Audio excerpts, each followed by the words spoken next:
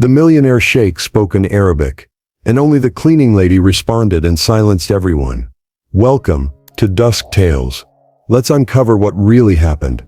The silence in Alistair Blackwood's penthouse was a curated, expensive thing. It was a silence pressed between panes of triple-glazed glass, a silence that absorbed the distant roar of the city below and rendered it into a faint, inconsequential hum. It was the silence of a tomb, or a museum, where priceless objects sat under spotlights, admired but never touched, loved but never held. Clara moved through this silence, with a practiced quietness of her own, a ghost in a palace of glass and steel. For 3 years she had been the invisible force that erased the evidence of life from the sprawling apartment.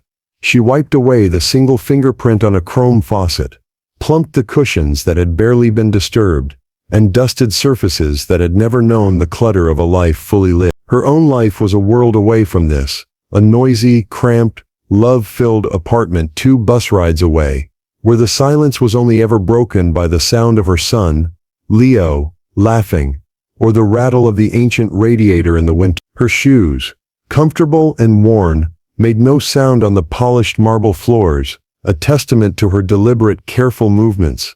She was a study in economy, of both motion and presence.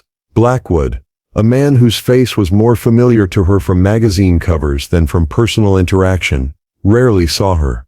Their schedules were designed to be misaligned. He was a creature of the night, of boardrooms and late-night deals, while she was a creature of the dawn, arriving as the first gray light touched the city skyline. She knew the geography of his life intimately, the specific brand of mineral water he preferred, the way he left his reading glasses on the mahogany desk, the faint scent of cedar and ozone that clung to his study.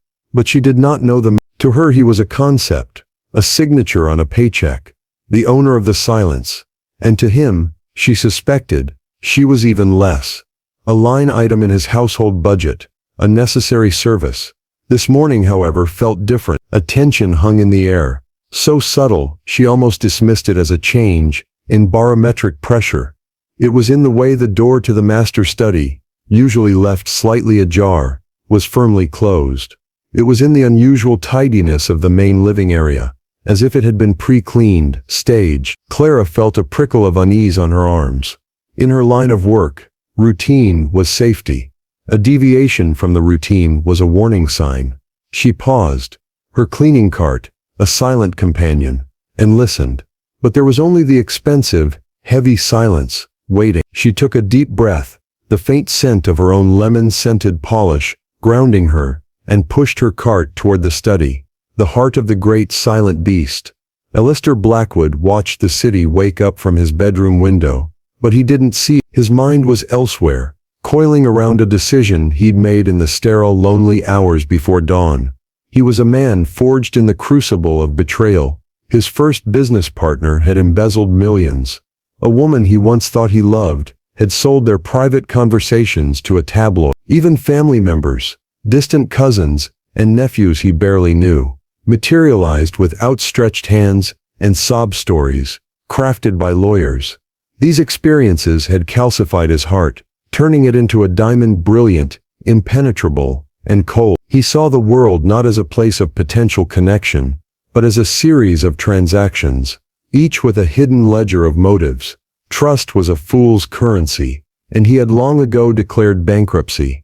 Clara, his maid, was the latest variable in his bleak equation. For 3 years, she had been flawlessly efficient, utterly invisible. But to Alistair, this perfection was not a sign of integrity. It was merely a lack of opportunity. Everyone had a price, he believed. Everyone had a breaking point. The thought had started as a whisper, a cynical musing, but it had grown into a gnawing obsession. He needed to prove it, to reaffirm his desolate worldview, because the alternative was too terrifying. The alternative was that he was wrong, that goodness could exist right under his nose, unnoticed and unappreciated, and that would mean his entire life, the fortress he had built around his heart, was based on a lie.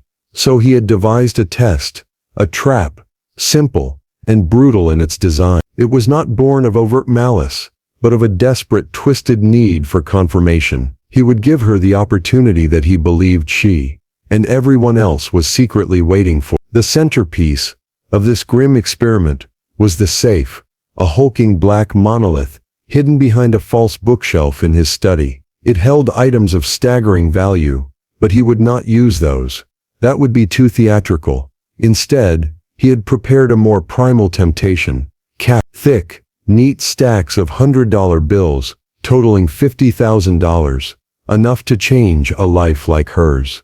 Enough to be undeniable. He had arranged it all before dawn, leaving the safe door swung open, the light inside spilling out onto the carpet. The cash placed just so, as if forgotten in a moment of haste. A hidden micro-camera, the size of a shirt button, was aimed at the scene from across the room. He felt a grim, hollow satisfaction as he closed the study door, leaving his trap set. He was not a good man, he knew, but he believed he was a realist, and today, his quiet, efficient maid would prove him right. The walk from his bedroom to the front door was the longest of Alistair's life. Every step was a drumbeat of anticipation. He felt like a scientist, about to observe the predictable, yet still fascinating, decay of an organism under a microscope. He adjusted his tie in the hall mirror, his reflection looking back at him, a mask of cool indifference. But behind his eyes, a storm of cynical certainty raged. He imagined the sequence of events. Clara would enter the study. She would stop, her breath catching. A moment of disbelief, followed by a furtive glance over her shoulder. Then, the quick, bird-like snatching of a single stack of bills. Maybe she would be clever, he mused, taking only a small amount, thinking he wouldn't notice. Or maybe greed would overwhelm her, and she would take it all. Her escape plan forming in her mind, even as her hands trembled. He had played out every scenario, and they all ended the same, with his disillusionment validated, his fortress of mistrust reinforced. He stepped into the elevator, the doors hissing shut, and as the car descended the 50 floors to the ground, he felt a strange sense of loss. He was mourning a faith he didn't even know he had left to lose. He spent the morning in a series of pointless meetings, his mind a million miles away, his phone a hot weight in his pocket. He resisted the urge to check the live feed. He wanted to watch the footage in its entirety when he returned, to savor the grim confirmation, to witness the moment of human frailty in high definition. He was a connoisseur of disappointment. At lunch with a group of private equity partners, he found himself staring at the waiter, at the busboy, at the valet, and seeing them all through the same tarnished lens. How much would it take for them? 1,000? 10,000? The world felt like a vast, corrupt marketplace, and he was one of the few who had the clarity to see the price tags hanging from everyone's souls. By 3 o'clock he could bear it no longer. He canceled his afternoon appointments, his voice curt, offering no explanation. The drive back to his penthouse was a blur. The city he usually commanded felt alien and hostile. As he rode the elevator back up, the ascent felt like a climb to a gallows. He was the executioner and the condemned, all at once. He entered the silent apartment, the air still smelling faintly of lemon. Everything was in its perfect place. The trap was waiting to be sprung.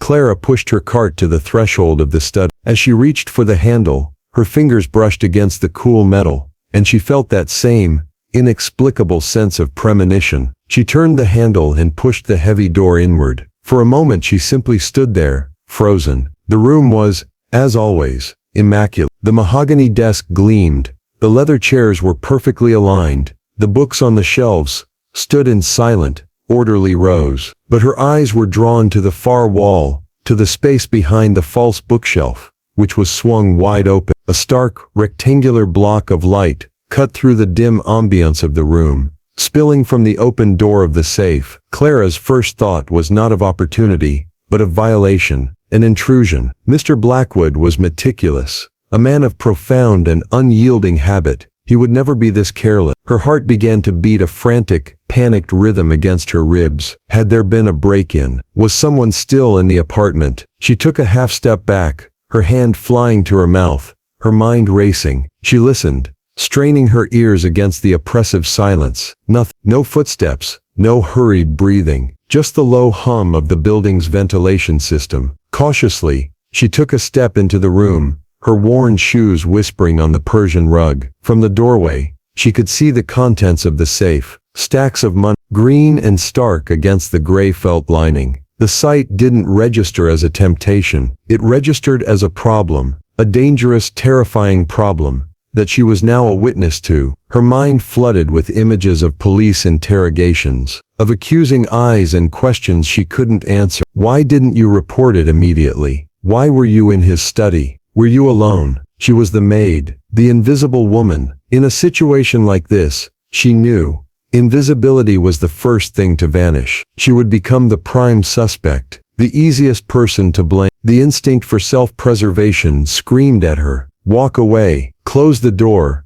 pretend you never saw it, clean the rest of the apartment and leave. What you don't know can't hurt you. She backed away slowly, her hand on the doorknob, ready to pull it shut and seal the dangerous secret back inside. But then, she stopped. A different voice, quieter, but more insistent, rose up from the core of her being. It was the same voice that made her return a lost wallet with all the cash inside. The same voice that made her work an extra hour without pay to fix a stain she had accidentally made. It was the voice of her integrity. Leaving it, she realized, was its own kind of complicity. It was a lie of omission. And Clara did not lie. Her decision was made not with a burst of courage, but with a quiet, solemn resignation. This was her duty. She let go of the doorknob and walked deliberately toward the safe. She kept a respectful distance, her hands clasped tightly behind her back, as if to physically prevent them from making a mistake. She surveyed the scene like a detective. No signs of forced entry, nothing out of place except for the gaping safe door. Her responsibility, she determined,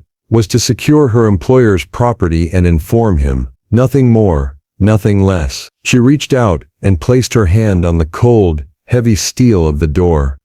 It moved a few inches with a low groan, but then stopped, refusing to latch. She pushed again, putting her shoulder into it, but it was no use. The locking mechanism was disengaged. It wouldn't close properly without the code and key. A fresh wave of panic washed over her. Leaving it wide open felt impossibly negligent. Leaving it slightly ajar felt even worse, like a half-finished job. She stood there for a long moment, the silence of the room pressing in on her. The sight of the money a silent screaming witness to her dilemma. Then, her eyes fell on her cleaning cart. Tucked into a side pocket was a small, spiral-bound notepad and a simple ballpoint pen. She used it to write down her grocery lists, reminders for Leo's school events, a fragmented line of a poem she once heard. It was an artifact from her world, humble and real. She walked over to the cart, her movements now filled with a new purpose. She retrieved the notepad and pen, and returned to the grand mahogany desk. She sat down, almost guiltily, in the plush leather chair that held the imprint of a man who would never imagine her sitting there. She uncapped the pen, its click unnaturally loud in the silent room, and began to write. Her handwriting was clear and steady, a stark contrast to the turmoil in her chest. After a moment, she finished the note, read it over once, and folded it neatly in half. She placed it in the very center of the desk blotter,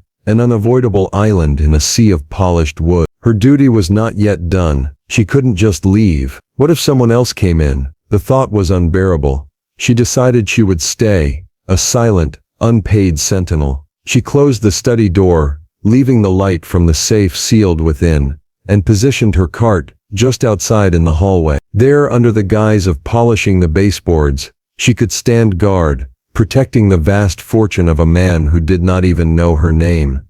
Alistair entered his apartment, and the silence greeted him like an old, unwelcome friend. He bypassed the living area, his expensive leather shoes making soft, purposeful clicks on the marble floor. He went straight to his master control room, a small hidden chamber off his bedroom, where he monitored his home's security. He sat down, his heart a cold, heavy stone in his chest, and pulled up the feed from the study camera. The recording began at 8:05 a.m. He watched, his posture rigid, as Clara entered the room. He saw the exact moment she noticed the open safe. He saw her body go stiff, the subtle intake of breath, the hand flying to her mouth. He saw the flicker of pure, unadulterated fear in her eyes. It wasn't the look of a thief discovering a prize. It was the look of a mouse discovering a trap. He leaned closer to the monitor, his cynical certainty beginning to waver. He watched as she backed away, her hand on the doorknob. "There it is," he murmured to himself, a grim satisfaction trying to surface. "She's leaving. She'll pretend she saw nothing." But she didn't leave. She stopped. He watched her inner battle play out in her posture, in the clenching and unclenching of her hands. He saw her turn back and walk toward the safe, her movements deliberate and firm. He watched her try to push the heavy door shut, her small frame straining against the dead weight of the steel. He saw the frustration and worry etch lines on her forehead, and then he saw her walk to her cart, retrieve the notepad, and sit at his desk. He zoomed in, but the angle was wrong. He couldn't read what she was writing. He saw her place the note on his desk, and then to his utter astonishment, he watched her close the study door from the inside, and the feed went dark, indicating she was now outside the room. He quickly switched to the hallway camera. There she, wiping down the already spotless baseboards, her body positioned squarely in front of the study door, a quiet, unassuming guardian. A knot formed in Alistair's throat. This was not in the script. This was not part of any scenario he had conceived. There was no greed, no deceit, no furtive glancing. There was only concern, diligence, and a sense of duty so profound it was almost incomprehensible to him. He felt the first crack appear in the icy armor around his heart. A sliver of doubt, sharp and painful, pierced through his decades of cynicism. He stood up, his legs feeling strangely unsteady, and walked toward the study, no longer an investigator approaching a crime scene, but a pilgrim approaching a shrine he did not understand. He opened the study door. The room was just as the camera had shown it, steeped in a dim, reverent quiet. The only light, a soft, ethereal glow, came from the still open safe. His eyes went immediately to the desk. There it was, a single folded piece of paper, stark white against the dark blotter. He walked over, his footsteps feeling loud and intrusive in the space she had so carefully guarded. He picked up the note. The paper was simple, inexpensive, torn from a spiral notebook. He unfolded it. The handwriting was neat, feminine, and utterly devoid of guile. "Mr. Blackwood, sir," it began. "I found your safe open when I came to clean at 8:05. I tried to close it, but it would not lock. I am very sorry. I did not touch anything inside. I have been just outside the door to make sure everything was safe until you returned. Your maid, Clara." He read the words twice, then a third time. They were simple, direct, and factual, but they carried a weight that his millions could not measure. He felt a profound sense of shame wash over him, hot and sickening. He had suspected this woman of being a common thief, and in response she had protected his wealth with more vigilance than he had. He placed the note down, his hand trembling slightly, and that's when he saw it. Next to the note, placed with the same deliberate care, was a single tiny gray feather. It was no bigger than his thumbnail, delicate and utterly insignificant. What was this? A sign? A message? He was baffled. The feather seemed so random, so out of place. His mind raced back to the camera. He strode back to his control room, his heart pounding a new, unfamiliar rhythm. He rewound the footage of her at his desk. He watched her write the note. Then he saw, after placing the note down, her eyes had darted towards the safe. She stood up and walked back towards it. She peered inside, her brow furrowed. She hesitated, then leaned forward. With the delicate precision of a surgeon, she reached 2 fingers into the maw of the safe, past the stacks of cash, past the glittering jewels he'd left as bait. Her fingers pinched together. She withdrew her hand and opened her palm. Lying there was the tiny feather, which had presumably detached from her feather duster and floated into the safe. She had seen this minuscule imperfection, this tiny foreign object amidst his hoard of wealth, and her instinct, her all-consuming, unshakable instinct, was to remove it, not to take, but to tidy, to make perfect. She had violated the sanctity of his safe, not to steal a fortune, but to remove a speck of dust.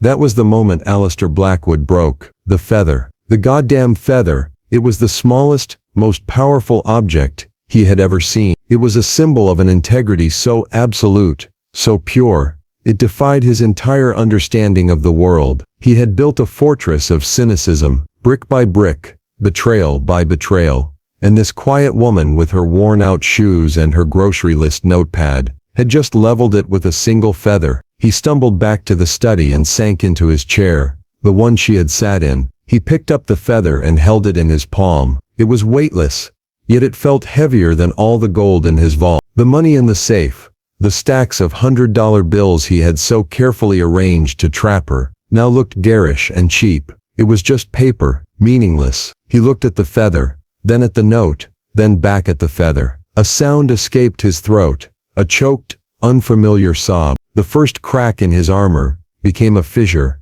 then a chasm, and then the entire structure of his life came crashing down around him. He put his head in his hands and wept. It was not the quiet, dignified weeping of a powerful man. It was the raw, ragged, gut-wrenching sobs of a man who had just come face to face with the crushing poverty of his own soul. He cried for his loneliness, for his corrosive distrust, for the countless acts of quiet goodness he had surely missed, because he was too busy looking for the bad. He cried for the woman in the hallway, the woman he had tried to debase, who had in her simple, unassuming way, shown him a glimpse of something sacred. He cried because he had set a trap for a thief, and had instead caught an angel. The silence of the penthouse was finally broken, not by the hum of the city or the click of a door, but by the sound of a broken man being put back together again, piece by painful piece. Clara heard the sound from the hallway. It wasn't loud, but it cut through the silence with alarming clarity. It was a sound of profound distress, a raw, human sound that didn't belong in this sterile palace. She put down her cloth and approached the study door, her heart hammering against her ribs. She knocked softly, her knuckles barely grazing the wood. "Mr. Blackwood," she called out, her voice barely a whisper. "Sir, is everything all right?" The sobbing stopped abruptly. A moment of thick, heavy silence passed, and then a voice, hoarse and fractured, answered. "Come in." She pushed the door open tentatively. The sight before her stopped her in her tracks. Alistair Blackwood, the titan of industry, the man whose face on magazine covers was a mask of cold power, was sitting at his desk, his face blotchy and tear-streaked. His tailored suit seemed ill-fitting on his slumped shoulders. He looked not powerful, but broken. He wouldn't meet her eyes. He gestured vaguely toward the chair opposite his desk. "Please, sit down, Clara." He had never said her name before. Hearing it from his lips felt strange, like a word in a foreign language. She sat down cautiously on the edge of the leather chair, her hands clasped tightly in her lap. He took a shaky breath, trying to compose himself. "I owe you an apology," he began, his voice cracking, a profound one. He gestured towards a monitor on his desk, which she hadn't noticed before. With a click of his mouse, the footage of her discovering the safe played out on the screen. She watched herself, a small gray figure on the screen, moving through the scene that had been seared into her memory. She saw her own fear, her own resolve. He didn't spare himself. He let the whole thing play, right up to the moment she plucked the feather from the safe. When it was over, he turned the monitor off. The room was silent again. "It was a test," he said, the words tasting like ash in his mouth. "A trap. I put it all there. I wanted you to steal." Clara looked at him, and for the first time, she saw the man behind the myth. She saw not a cruel master, but a profoundly lonely, wounded soul. A man so hurt by the world that he had to inflict small wounds on it just to prove he was right. There was no anger in her heart, only a deep, cavernous sadness for him. "You thought I would take your money," she said. It was not an accusation, but a simple, heartbreaking statement of fact. "Why?" he asked, his voice a raw whisper. "After all of it, the note, standing guard. Why go back for the feather?" He held it up between his thumb and forefinger, a tiny speck of gray against his skin. Clara looked at the feather, then at him. Her answer was as simple and as profound as the act itself. "It wasn't supposed to be there," she said softly. "It wasn't yours." The simple, devastating truth of her words hung in the air between them. "It wasn't yours." In that moment, Alistair understood. Her worldview was not about personal gain or loss. It was about an elemental sense of order, of what belongs and what does not. The feather, a worthless bit of down from her duster, did not belong in his safe. It was an impurity. To her, removing it was as natural and necessary as breathing. Her integrity wasn't a choice she made. It was the very fiber of her being. The last remnants of his cynical fortress crumbled into dust. He finally looked her in the eye, and for the first time he truly saw her. He saw the exhaustion etched around her eyes, but also the unwavering strength. He saw the kindness in her gaze, a kindness he had mistaken for weakness. "Clara," he said, his voice now steady, imbued with a new, unfamiliar humility. "What you have, what you are, is worth more than anything in this safe, more than this entire building." He stood up and walked over to the safe. He didn't take out the cash. He reached for a checkbook instead, but he stopped. He knew that money was not the answer. It was the language he was fluent in, but it was the wrong language for this moment. It would feel like a transaction, and this was something else entirely, a reckoning, a rebirth. Instead, he simply said, "Things are going to be different," and they were. The next day, he didn't leave before she arrived. He was in the kitchen,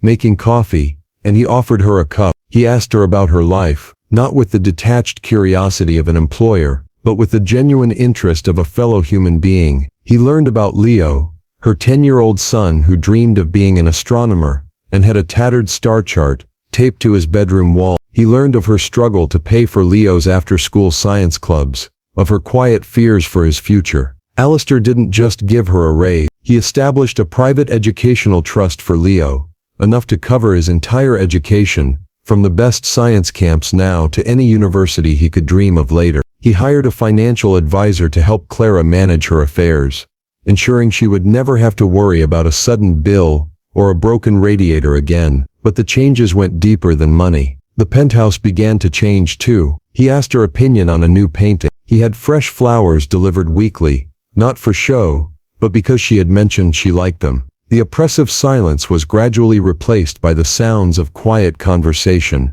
of shared space. One afternoon, weeks later, Alistair found Clara in the study, polishing the mahogany desk. In the center of the blotter, where her note had once been, sat a small, elegant glass dome. Inside, resting on a bed of black velvet, was the single gray feather. He stood beside her, looking at the display. "I keep it there," he said softly, "to remind me what true wealth looks like." Clara looked from the feather to his face, and saw that the hardness was gone, replaced by a quiet warmth. The story of the billionaire and the maid was no longer about a trap. It became a story about how the smallest act of integrity, the most insignificant gesture of goodness, can unlock the most heavily fortified of hearts, reminding us all that the most valuable things in this world are never for sale, and that true worth is not what we keep in our safes, but what we hold in our soul.